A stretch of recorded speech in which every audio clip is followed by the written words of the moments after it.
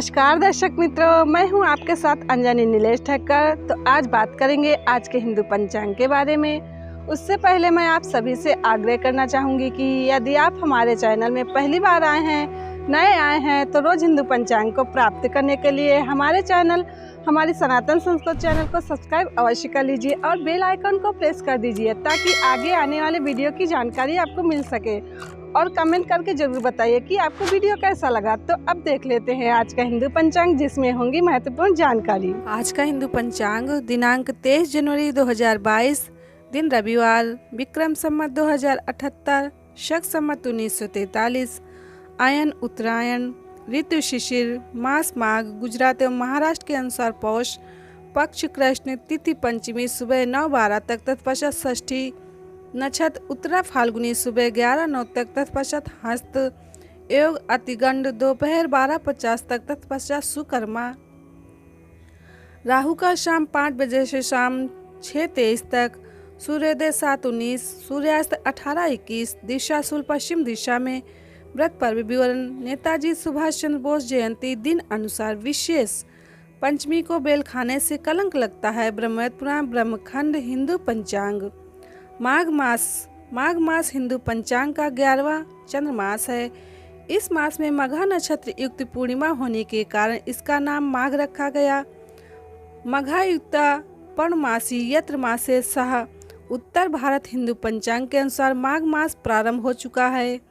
माघ मास में श्रवण और मूल शून्य नक्षत्र हैं। इनमें कार्य करने से धन का नाश होता है। माघ मास में कृष्ण पक्ष की पंचमी व शुक्ल पक्ष की षष्ठी मास शून्य तिथियां होती हैं। इन तिथियों में शुभ काम नहीं करना चाहिए। महाभारत अनुशासन पर्व अध्याय 106 के अनुसार माघम तु नियतो मास में एक भत्तेन यह छिपेत श्रीमत कुले ज्ञाति मध्य सा महत्तम प्रपद्यते, अर्थात जो माघ मास में नियम पूर्वक एक समय भोजन करता है वह धनवान कुल में जन्म लेकर अपने कुटुंब जनों में महत्व को प्राप्त होता है। माघ मास में मूली का त्याग करना चाहिए। देवता और पितर को भी मूली अर्पण न करें। श्री हरि नारायण को माघ मास अत्यंत प्रिय है। वस्तुतः यह मास प्रातः स्नान, माघ स्नान, कल्पवास, पूजा, जप तप अनुष्ठान, भगवत भक्ति, साधु संतों की कृपा प्राप्त करने का उत्तम मास है। माघ मास की विशिष्टता का वर्णन करते हुए महामुनि वशिष्ठ जी ने कहा है कि जिस प्रकार चंद्रमा को देखकर कमलिनी तथा सूर्य को देखकर कमल प्रस्फुटित और पल्लवित होता है, उसी प्रकार माघ मास में साधु संतों महर्षियों के सानिध्य से मानव बुद्धि पुष्पित, पल्लवित और प्रफुल्लित होती है, यानी प्राणों को आत्मज्ञान की प्राप्ति होती है। तो आप सभी लोग जानते हैं कि एक वर्ष में कुल 12 मास होते हैं और इन 12 मासों में भी 3 मासों का कुछ विशेष महत्व है, जैसे वैशाख मास, कार्तिक मास एवं माघ मास।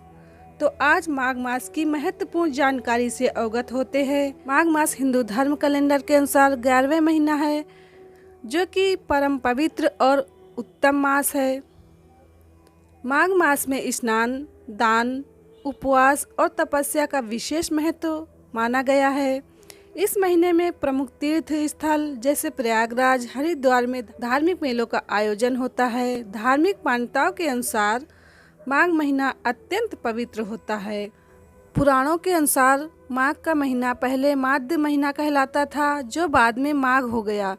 माध्य का संबंध भगवान श्री कृष्ण के स्वरूप माधव से है, तो हम सभी लोग भी माधव की भक्ति से सदैव ओतप्रोत रहें और प्रार्थना करें कि हे प्रभु, मेरे मन में सदैव आपके चरणों के प्रति निरंतर रूप से अटल श्रद्धा, भक्ति एवं प्रीति बढ़ती रहे। और इस मास में गंगा स्नान और तिल दान का सर्वोत्कृष्ट महत्व माना जाता है। पद्म पुराण उत्तर पर्व में कहा गया है, ग्रहाणाम च यथा सूर्य, नक्षत्राणाम यथा शशि, मासानाम च तथा माद्या श्रेष्ठा सर्वेषु कर्मसु, अर्थात जैसे ग्रहों में सूर्य और नक्षत्रों में चंद्रमा श्रेष्ठ हैं, उसी प्रकार महीनों में माघ मास श्रेष्ठ है।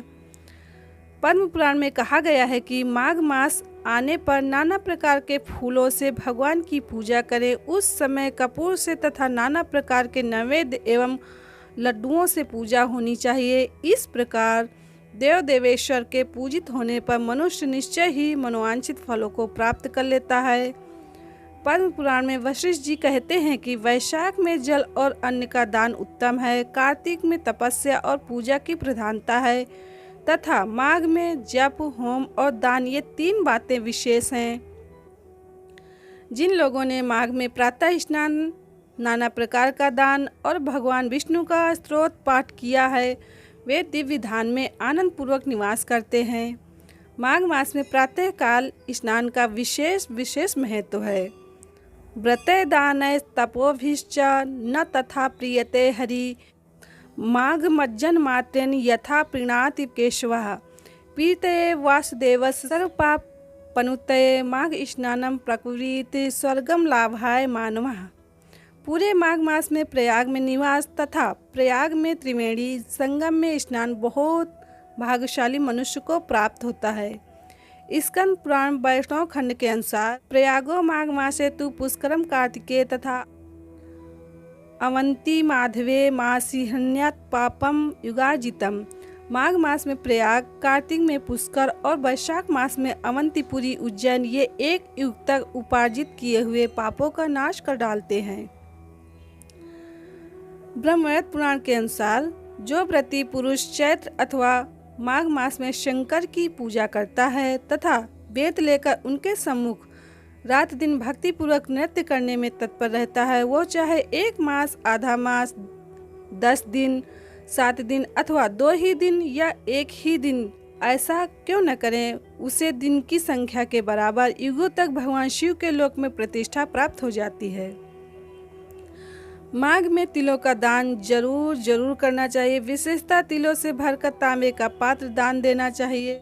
महाभारत अनुशासन पर्व के 66वें अध्याय के अनुसार माघ मासे तिलानि यस्तु ब्राह्मणेभ्यः प्रयच्छति सर्वसत्तु संकीर्णम नरकम स न पश्यति। जो माघ मास में ब्राह्मणों को तिल दान करता है वो समस्त जंतुओं से भरे हुए नरक का दर्शन नहीं करता।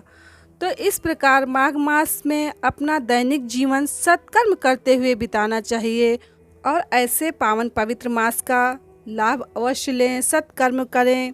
हिंदू पंचांग संपादक अंजनी नीलेश ठक्कर, हिंदू पंचांग प्रकाशित स्थल सूरत शहर गुजरात, हिंदू पंचांग। तो अब यहीं पे मैं अपनी वाणी को विराम दूंगी। कल फिर मिलेंगे हिंदू पंचांग को लेकर जिसमें होंगी महत्वपूर्ण जानकारी। तब तक के लिए नमस्कार।